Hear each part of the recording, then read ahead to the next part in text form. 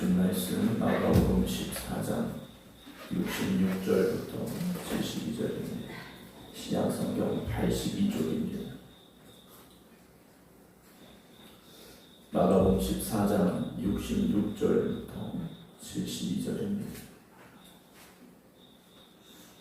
베드로는 아랫뜰에 있더니 대제사장의 여종 하나가 와서 베드로가 불 쬐고 있는 것을 보고 주목하여 이르되 너도 나사렛 예수와 함께 있었도다 하거늘 베드로가 부인하여 이르되 나는 네가 말하는 것이 무엇인지 알지도 못하고 깨닫지도 못하겠노라 하며 앞뜰로 나갈새 여종이 그를 보고 곁에 서 있는 자들에게 다시 이르되 이 사람은 그 도당이라 하되 또 부인하더라. 조금 후에 곁에 서 있는 사람들이 다시 베드로에게 말하되 너도 갈릴리 사람이니 참으로 그 도당이니라. 그러나 베드로가 저주하며 맹세하되 나는 너희가 말하는 이 사람을 알지 못하노라 하니 닭이 곧 두 번째 울더라. 이에 베드로가 예수께서 자기에게 하신 말씀 곧 닭이 두 번 울기 전에 네가 세 번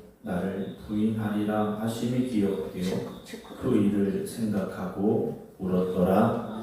아멘. 할렐루야. 날씨가 좀 선선해졌으면 하는데 절기장으로 더위가 끝난다는 초서가 됐는데도 여전히 뜨겁다라고 이렇게 뉴스에 나오더라고요. 날씨는 더운데 또 감기 때문에 고생하시는 분들도 계시고 우리 몸이 좀 건강을 유지할 수 있도록 여러 가지 환경들이 좀 좋았으면 좋겠는데 덥기도 하고 힘들기도 하고 몸이 많이 지치실 그 날들이 계속되고 있습니다. 그러나 우리가 기도하는 일에 더 열심을 더하고 하나님께서 나의 힘과 능력이 되어주시기를 사모하며 믿음으로 나아갈 수 있는 여러분 되기를 주의 이름으로 축원합니다. 오늘 제 베드로가 주의 뒤를 따라서 대제사장의 뜰에 오기는 했습니다. 그러나 우리가 잘 알고 있는 그대로 베드로가 세 번씩이나 예수님을 모른다 부인하고 또 나아가 저주했던 그 모습들을 오늘 본문에서 이제 보게 됩니다.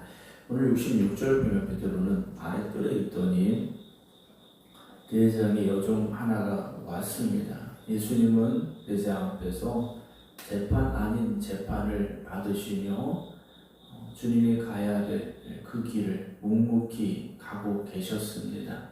그러나 베드로는 멀찍이 주님을 따라왔고 재판받는 주님 곁이 아니라 여종들 또 다른 사람들과 함께 불을 쬐고 있었던 상황을 우리가 보게 되는데요. 베드로가 불 쬐고 있는 것을 보고 주목하여 이르되 이 여종이 낯선 사람 하나가 눈에 보인 겁니다. 자기 집안 사람도 아니고 자기 집에 자주 왔다 갔다 하는 사람도 아닌 어떤 낯선 사람이 그 불을 쬐고 있는 상황을 본 거죠. 이 밤에 저 사람 누굴까 가만히 봤습니다. 봤는데 이 여종의 말이 뭡니까? 너도 나사렛 예수와 함께 있었도다 라고 베드로에게 말을 하게 되죠. 너도 나사렛 예수와 함께 있었다. 이 베드로가 부인하여 이르되 나는 네가 말하는 것이 무엇인지 알지도 못하고 깨닫지도 못하겠다라고 앞뜰로 나아갔다라고 되어 있습니다. 나는 네가 무엇을 말하는지 알지도 못하고 깨닫지도 못하냐? 너 무슨 말하는 거냐? 나 도대체 무슨 말하는지 모르겠는데 이렇게 얼버무린 거죠. 난 도대체 무슨 말하는지 모르겠다 라고 말합니다. 베드로는 어떤 사람이었습니까? 예수님의 12제자 중에 한 명이었습니다. 그것도 수제자라 불릴 수 있는 주님 앞에 가장 열심히 있는 제자가 바로 베드로였죠. 주님께서 사람들이 나를 누구냐 물으실 때 베드로의 고백이 무엇이었습니까? 주는 그리스도시요 살아계신 하나님의 아들이십니다 라는 아주 위대한 신앙의 고백을 했던 사람이 베드로였습니다. 그리고 직전에 예수님께서 붙잡혀 가실 때 칼을 들어 대제사장의 종을 쳐서 오른쪽 귀를 뱉던 사람도 베드로였습니다. 무리를 주님께서 걸어오실 때 주님 나도 걷겠습니다 하고 갈릴리 바다로 뛰어들었던 사람도 베드로였습니다. 어찌 보면 베드로는 자기를 너무 과신했던 것 같습니다. 그런데 자기를 과신했던 베드로가 이제 어떻게 됩니까? 처절하게 무너지고 있음을 보게 되죠. 여러분, 우리는 다 마찬가지입니다. 누군 더 믿음이 있다, 믿음이 없다라고 말할 수 있겠죠. 그런데 이런 순간 앞에서 자신의 믿음을 끝까지 지켜갈 수 있는 사람이 몇 명이나 될까? 우리는 우리를 과신하지 말고요, 나의 연약함을 늘 깨달아야 됩니다. 그래서 내 힘으로는 무너질 수밖에 없다는 걸 알아야 되죠. 그래서 성령이 우리 안에 임하셔야 되고 성령이 우리에게 능력을 주셔야 되는 겁니다. 우리의 어떤 인간적인 생각, 인간적인 능력, 인간적인 지식, 인간적인 체험, 이것 가지고는 한계가 있다는 거죠. 근데 마귀의 도전은요, 그 한계를 넘어서서 우리를 공격하고 있다는 겁니다. 베드로는 또 어땠습니까? 주님이 끊임없이 말씀하셨어요. 십자가에 대해서 말씀하시지 않습니까? 예루살렘 마지막 올 때 주님께서 하셨던 말씀들이 무엇입니까? 주님은 붙잡혀 가셔야 되고 고난 받으셔야 되고 십자가에 달려 죽으신다. 그러나 3일 만에 다시 부활하신다. 여러 차례 말씀을 하셨습니다. 그 말씀을 들었음에도 불구하고 귀 기울이지 않았다라는 거죠. 그 말씀을 그냥 한 귀로 듣고 한 귀로 흘려 버렸다라는 겁니다. 여러분, 여기 주신 말씀을 명심해야 됩니다. 말씀은 그냥 주시는 게 아니라는 거죠. 베드로가 또 제자들이 그 말씀을 굳게 붙잡았더라면 어떻게 됐겠습니까? 도망치지 않았겠죠. 또 한 가지 문제가 무엇입니까? 깨어 기도하라, 깨어 있으라 하셨는데 잠들었다라는 것이 않습니까? 아예 자버리고 말았다라는 겁니다. 기도하지 않았던 그들에게, 그리고 베드로에게 이 시련은요, 감당할 수 없는 시련이 되고 말았던 겁니다. 오늘 우리도 자만하지 말아야 되죠. 내가 지금까지 그래도 믿음으로 잘 봤으니까. 그러나 오늘은 또 다른 전쟁터입니다. 오늘은 또 다른 도전이라는 거죠. 어제까지의 신앙을 가지고 오늘 우리를 자신할 수가 없다라는 겁니다. 우리가 보지 않습니까? 얼마나 많은 사람들이 무너지고 흔들립니까? 사랑하는 성도 여러분, 어제까지의 신앙은 어제까지의 신앙이고 오늘을 살아갈 힘과 능력을 주시기를 기도하시고 오늘 내 안에 다시 역사하여 주시는 주님의 능력이 우리를 이끌어가게 하여 주시옵소서. 기도할 수 있는 저와 여러분들이 되기를 주님의 이름으로 축원합니다. 그렇게 나는 모르겠다, 무슨 말 하는지 모르겠다 그래요. 69절, 여종이 그를 보고 곁에 있는 사람들에게 다시 말합니다. 여기는 이 사람도 같은 편이다라는 거죠. 붙잡혀온 저 예수라는 사람과 같은 편이다 라고 이 여종이 다른 사람들에게 말을 합니다. 70절 어떻게 합니까? 또 부인했다 그랬어요. 너 나 잘못 본 거야, 나 그런 사람 아니야 라고 말했다라는 거죠. 왜 자꾸 이러겠습니까? 두려운 거죠. 여러분, 두려움이 우리 안에 찾아오면 누구나 이럴 수밖에 없습니다. 근데 이 두려움이 왔을 때 우리가 어떻게 됩니까? 내 힘으로는 절대 이길 수가 없죠. 베드로를 보십시오. 얼마나 처참하게 지금 무너지고 있습니까? 조금 후에 곁에 서 있는 사람들이 다시 베드로에게 말하되 너도 갈릴리 사람이니 이랬습니다. 베드로가 말하는 소리를 들어보니 갈릴리 사람들의 억양을 쓰고 있다는 거죠. 우리말은 사투리를 쓰고 있는 겁니다. 누가 들어도 이건 갈릴리 사람들의 말이라는 거죠. 너도 갈릴리 사람이니 참으로 그 도당이구나. 갈릴리 나사렛에서 온 예수 그리스도니 너도 거기서 온 거지 라고 사람들이 말하죠. 71절, 그러나 베드로가 저주하며 맹세하되 나는 너희가 말하는 이 사람을 알지 못한다 라고 되어 있습니다. 주님께서는 묵묵히 십자가를 향해 가고 계셨는데 베드로는 예수님을 모른다고 말하죠. 부인하고 심지어 저주했다, 그리고 맹세했다 라고 되어 있습니다. 난 절대 모른다는 거죠. 절대 저 사람 몰라, 알지 못해 라고 아주 강하게 부인합니다. 나는 너희가 말하는 이 사람을 알지 못한다. 베드로가 몇 년 동안 주님과 함께 했습니까? 3년이었습니다. 얘기는 3년 반까지라고도 저들은 이야기합니다. 3년의 시간을 같이 했습니다.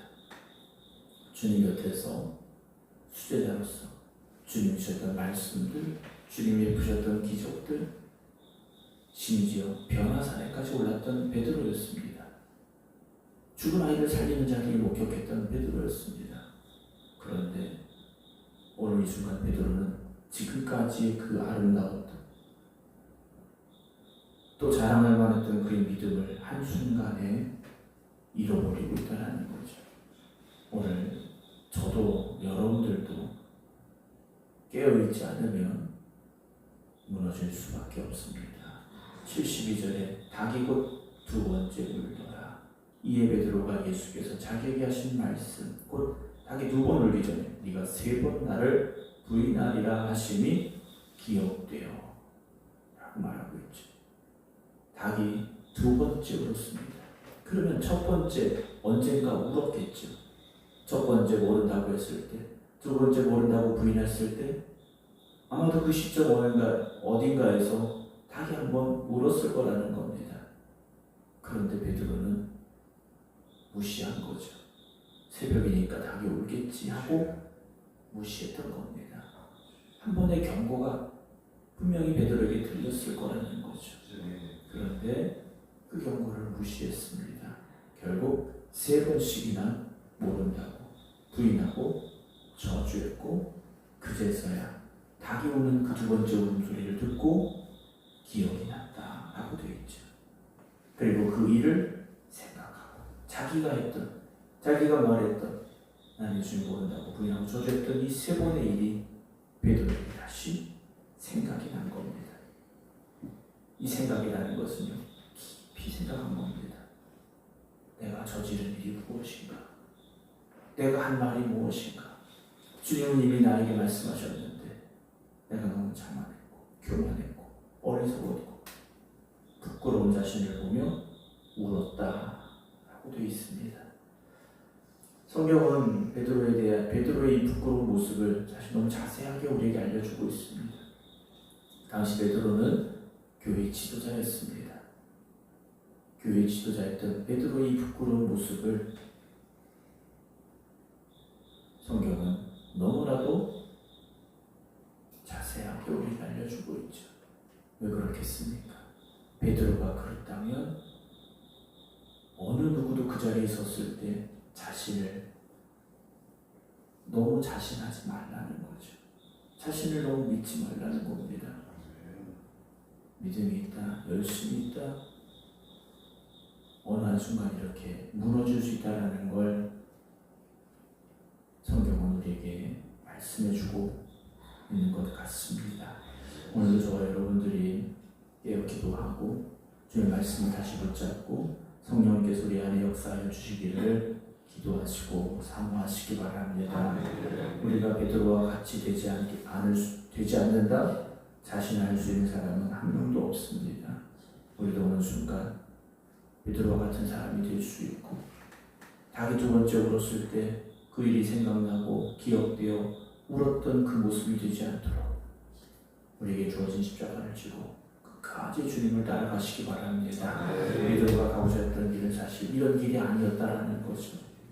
자기가 원했던 길은 무엇입니까? 예수님이 왕이 되고 높은 자리에 오르고 로마를 쫓아내고 나라가 독립하고 이런 것들을 원했지. 예수님이 진짜 십자가에 죽으시리라 이렇게 허무하게 무너지리라 생각하지 못했더라는 거죠. 오늘도 우리가 베드로가 가고자 했던 길을 가고자 한다면 우리도 흔들리고 우리도 무너집니다. 그러나 주님께서 말씀하신 대로 자기를 부인하고자 십자가를 지고 주님 가신 그 길, 그 십자가의 길을 가고자 한다면 절대 흔들리지 않습니다. 어느 순간에도 우리는 담대할 수 있고 어느 순간에도 우리는 승리하게 되어 있습니다. 오늘 우리가 가는 그 길이 주님 말씀하신 그 길이 되어지기를 주님의 이름으로 축원합니다. 기도하겠습니다. 주님의 부르심을 받아 제자가 되었고 다른 어떤 제자들보다 더 열심히 있었던, 더 믿음이 있었던, 더 뜨거웠던 베드로였습니다. 그러나 오늘 본문의 말씀은 그랬던 베드로가 너무나도 부끄러운 보여주고 있음을 보게 됩니다. 우리 누구도 베드로처럼 무너질 수 있음을 오늘 이 말씀을 통하여 다시금 깨닫게 하시고 주님 말씀하신 그대로 자기를 부인하고 자기 십자가를 지고 주님 가신 그 십자가의 길을 묵묵히 따라갈 수 있는 저희를 되게 하여 주시옵소서. 오늘도 주신 말씀이 우리를 깨닫게 하시고 우리를 새롭게 하여 주시옵소서. 이제는 우리 주 예수 그리스도의 은혜와 아버지 하나님의 무한하신 사랑하심과 성령님의 감동 감화 교통 역사하심이 주님 가신 그 길을 묵묵히 주님만 바라보며 나아가겠습니다. 기도드리는 모든 성도들 위해 이제부터 영원토록 함께 하시기를 간절히 축원하옵나이다. 아멘.